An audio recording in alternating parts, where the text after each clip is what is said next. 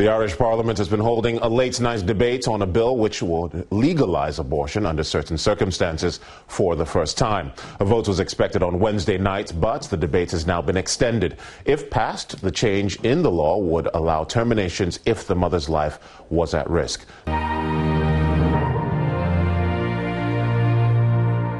If it's passed, women could terminate their pregnancy if it's a threat to their life or if they're at risk of suicide. The legislation was put forward after protests over a woman who died last year after being refused an abortion.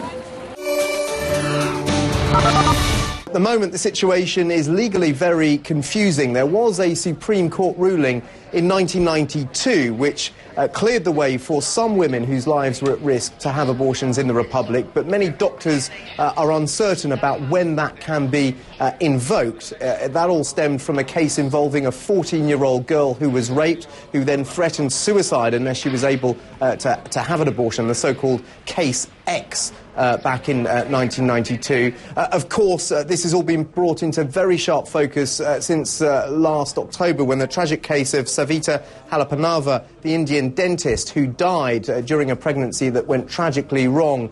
Doctors felt they were unable to carry out a life-saving abortion.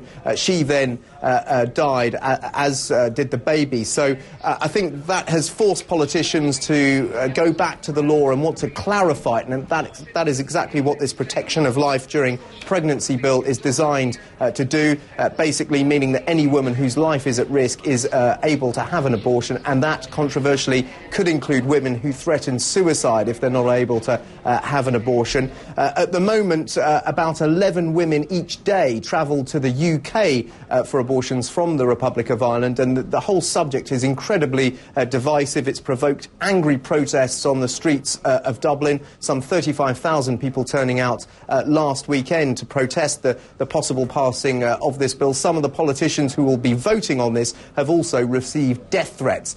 It looks like it will pass with a comfortable majority. The only real question is how many members of the governing coalition will defy the government's order to vote for this and vote against.